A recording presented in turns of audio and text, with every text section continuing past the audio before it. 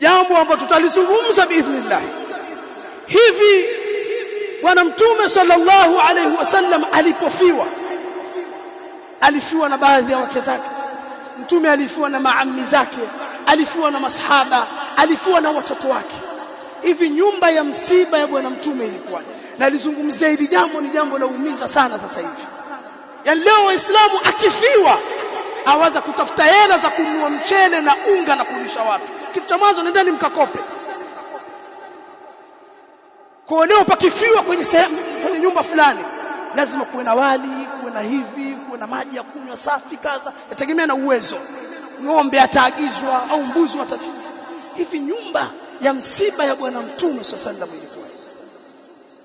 Hebu rudini katika maisha ya bwana mtume sallallahu alaihi wasallam. Nyinyi hamtaki uislamu wa kweli kwa sababu hamtaki kusoma dini. Mnaishi katika jahilia. Alipokufa Jaafar ibn Abi Talib, Abdullah ibn Jaafar mtoto wa Jaafar anasimulia hadithi walioitaja al-khamsa illa an-Nasa'i.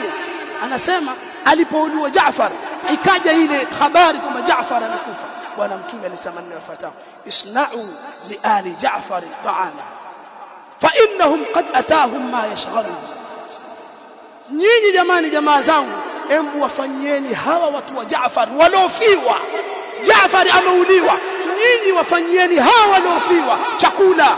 Hawa wamepatwa na jambo la kushughulishwa. Hadithi hii soma vitabu vyote vya ahlul ilm. Wa ni mustahabun, ni jambo mustahabu, ni sunna. Anayefiwa, nyinyi msiofiwa ndio mumpelekee chakula, muwatengenezee wafiwa chakula.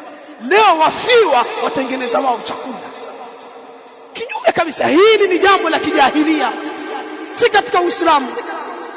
Hebu tutazameni huu leo, tukifiwa kwenye majumba mpaka tuonekana si wabaya, hawa hawataki kula, hawa mawahabi. Haya ni maneno ya bwana mtume sallallahu alaihi wasallam. Mtume alipofiwa na Khadija alitengeneza chakula. Mtume alipofiwa na watoto wake alitengeneza chakula, alitoa tende, alitoa nyama, akawalisha masahaba waliohudhuria kuja kuzika. Mmepata wapi mambo haya kijahilia? Anaelezea Jarir bin Abdullah al-Bajali, anasemaje: kunna na'uddu al-ijtima'a ila ahli al-mayyit wa sun'at at-ta'am ba'da ad-dafn min an-niyaha. Sisi tulikuwa tuzingatia, tuhisabu kukusanyika kwenye nyumba ya mfiwa pale kwenye maiti alipokufa, tukusanyika kwenye nyumba ile na watu kutengeneza wale chakula, ni katika maombolezo. Na hii hadithi ina hukumu ya raf'i, kwa sababu jambo hili ni katika jambo la kijahilia.